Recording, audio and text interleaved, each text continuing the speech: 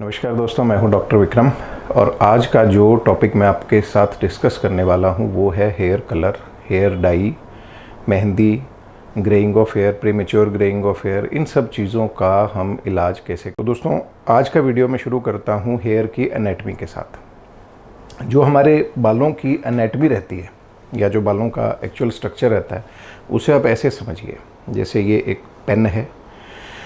Pen में आप देख पा रहे होंगे एक बिल्कुल आउटर लेयर है, बहुत पतली सी है। इसे हम कहते हैं क्यूटिकल। इसके बीच वाला हल्का सा जो सफ़ेद हिस्सा दिख रहा है इसको हम बोलते हैं कॉर्टेक्स, और बहुत पतला जो अंदर आप देख पा रहे हैं ये है मेडुला। तो बालों के तीन हिस्से हो गए। जो सबसे बाहर वाला हिस्सा होता है हमारे बाल का, क्यूटिकल जिसे बोलते हैं, उसका पर्पज़ है बालों की जो स्मूथनेस है हमारे या रफनेस है उसको डिसाइड करना। और क्यूटिकल कैसे होता है इसको आप ऐसे समझिए, जैसे छतों के ऊपर हमारी जो छतें जिसके ऊपर खपरेल रखी होती है, एक के ऊपर एक लेयर के अंदर रखी होती है, तो ये स्ट्रक्चर ऑलमोस्ट वैसा होता है। जो बीच वाला स्ट्रक्चर है कॉर्टेक्स, उसके अंदर जो हेयर के फाइबर्स होते हैं, केराटिन फाइबर्स, जो प्रोटीन के फाइबर्स होते हैं, वो काफ़ी ज़्यादा पैक्ड होते हैं। और सेंटर वाला मेडुला ऑलमोस्ट उसके अंदर केराटिन ही रहता है। तो जो हेयर की रूट है जहाँ से मिलेनोसाइट्स होते हैं जो कि हेयर का पिगमेंट क्रिएट करते हैं, वो मिलेनोसाइट्स अपना मिलेनिन धीरे धीरे, ये सेंटर वाला जो पार्ट है केराटिन, इसके अंदर धीरे धीरे जैसे बाल ग्रो करता है इसके अंदर डिपॉजिट करते रहते हैं। तो मिलेनिन बहुत छोटे छोटे ब्लैक टू ब्राउन कलर के पैकेट्स होते हैं, छोटे छोटे राउंड, और वो पैकेट्स इस कॉर्टेक्स वाले एरिया के अंदर इकट्ठे होते जाते हैं। जैसे जैसे बाल ग्रो करेगा तो वो साथ में उसके चलते रहते हैं। जब बाल टूट के गिरेगा तो उसके साथ ही वो ख़त्म हो जाते हैं। अब अल्टीमेटली अगर नीचे से हमारे मेलेनोसाइट्स नहीं बन रहे due to any reason, mostly इसका रीज़न प्रीमेच्योर ग्रेइंग होता है, but due to chemicals also, या कुछ स्किन की डिजीज़ होती हैं जिसकी वजह से वहाँ पे हेयर की रूट के नीचे जो मेलेनोसाइट्स है वो काम करना बंद कर दें, तो भी जो हमारा कॉर्टेक्स है उसके अंदर नीचे से मेलेनिन डिपॉजिट नहीं होएगा, ब्लैक पिगमेंट डिपॉजिट नहीं होएगा, ये बाल आपका ग्रे दिखाई देने लग जाएगा। अब जो प्रीमेच्योर ग्रेइंग होती है या समय से पहले जो ग्रो करने होते ग्रे हो जाते हैं बाल, उसका मेन रीज़न रहता है जीन्स। जीन्स के अंदर कोडिंग रहती है, स्ट्रेस सेकंड पार्ट हो गया इसका, और तीसरा जो डाइट के अंदर आयरन की डेफिशिएंसी, आयरन और प्रोटीन की डेफिशिएंसी, प्रोटीन की एक्सट्रीम डेफिशिएंसी के अंदर बालों का कलर मेलानिन की कम डिपोजिशन की वजह से ब्राउनिश और फिर उसके बाद गोल्डन कलर में कन्वर्ट हो जाता है। अब इवेंचुअली प्रीमेच्योर ग्रेइंग का एक अलग से मैं वीडियो बनाऊंगा जिसमें आपको पूरी डिटेल्स बताऊंगा इसकी प्रीमेच्योर ग्रेइंग होती कैसे और इसे हम कैसे प्रिवेंट कर सकते हैं। इस वीडियो में हम लिमिट करते हैं कि अगर हमें ग्रेइंग ऑफ हेयर है तो हम डाई को कैसे चूज़ करें। अब डाई का मैकेनिज्म ऑफ एक्शन बड़े ध्यान से समझ लीजिए, इसी से आपको समझाऊंगा कि जो बाहर वाली लेयर मैंने आपको बताई थी इसको हम कच्ची लेयर बोलते हैं, जो सबसे बाहर क्यूटिकल होता है हमारा। इसके ऊपर परत के अंदर हमारे बाहर केराटिनोसाइट्स एक के ऊपर एक लेयर बना के पड़े होते हैं। तो हेयर डाई क्या करती है, जब हम उसके ऊपर अप्लाई करते हैं, पीपीडी करके केमिकल है, एमोनिया है, काफ़ी सारे ऐसे केमिकल हैं जो इसको, और ये जितने भी हेयर डाई के अंदर केमिकल यूज़ होते हैं इनिशियल फेज़ में उनका पर्पज़ रहता है जो बाहर का क्यूटिकल है इसको आपस में, इसकी जो बॉन्डिंग है लेयर्स की, उनको तोड़ देना, टेम्परेरीली उनको तोड़ देना, परमानेंट नहीं तोड़ते हैं, टेम्परेरली उनके बीच में गैप क्रिएट देना। और इनका जो एल्कलाइन है, एल्कैलिनिटी है, वो 11-12 pH के आसपास पहुंच जाती है, बहुत ज़्यादा एल्कलाइन होते हैं ये। तो थोड़ी देर के लिए जब ये केमिकल इसके ऊपर लगाया जाता है डाई से पहले, जो हमारा जो फर्स्ट पार्ट होता है पीपीडी होती है उसमें अमोनिया रहता है, तो इसको स्वेल करा देता है, स्वेलिंग हो जाती है बाल के अंदर, और फिर इसके अंदर डेवलपर ऐड किया जाता है।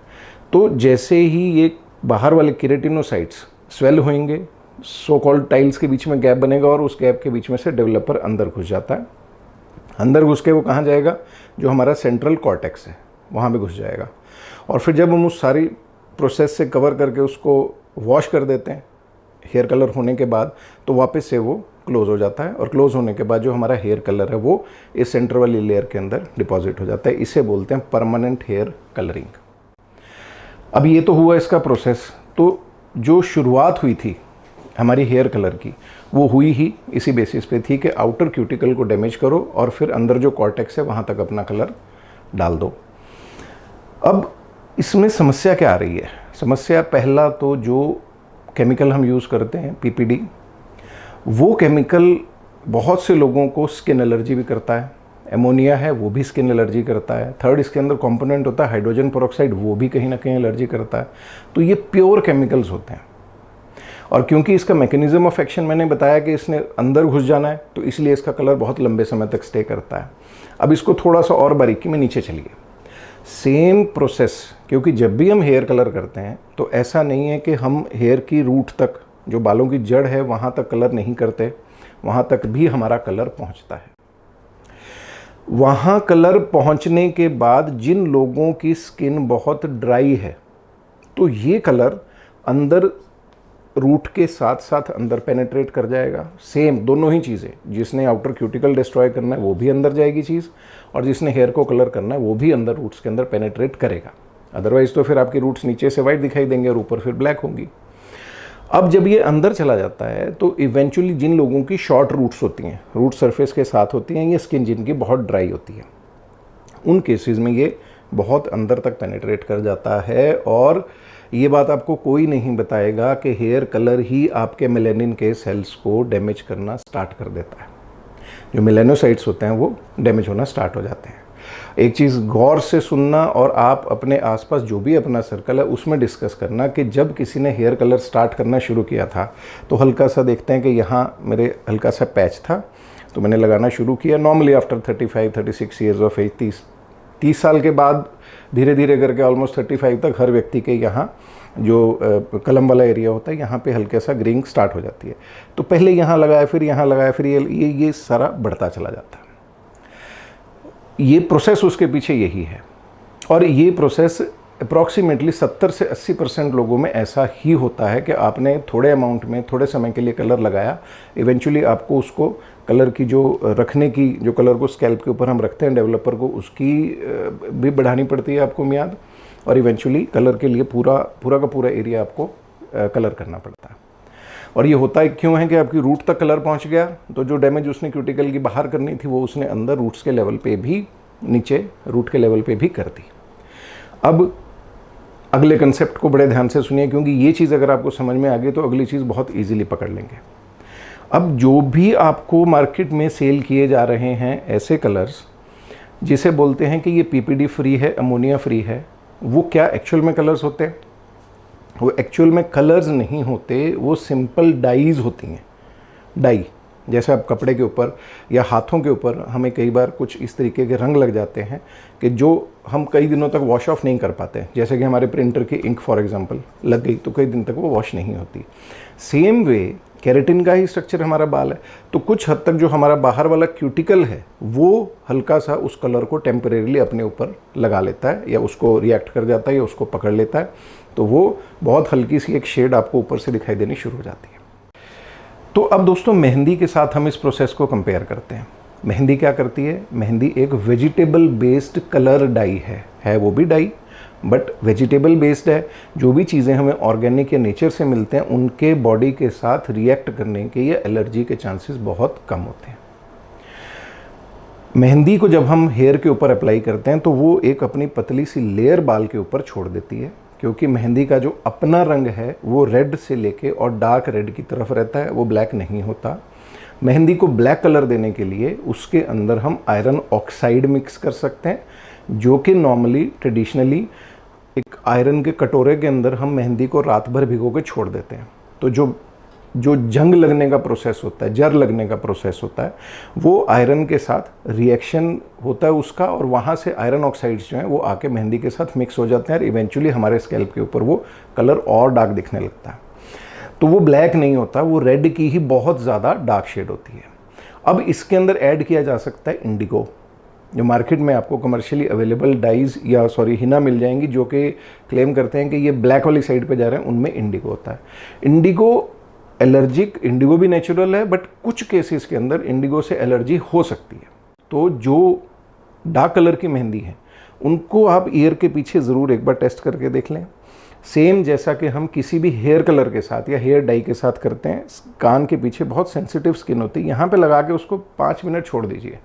अगर आपको खारिश, रेडनेस, एलर्जी कुछ भी नहीं है, कोई धापड़ जैसी कोई चीज़ नहीं होती, या रेडनेस आपको नहीं इंक्रीज़ होती, खुजली नहीं होती, तो फिर आप सेफली उसको यूज़ कर सकते हैं। हेयर कलर को हम परमानेंट इसलिए बोलते हैं क्योंकि वो हेयर बाल के अंदर घुस गया। मेहंदी को परमानेंट हम इसलिए नहीं बोल सकते क्योंकि ये सरफेस के ऊपर सिर्फ इसने एक पेंट किया है, और पेंट कुछ समय बाद हमारे शैम्पू करने से या साबुन लगाने से या हेयर वॉश रिपीटेडली करने से या धूप के अंदर वो हमारा निकल जाएगा। अब इनमें से सेफ़ कौन है?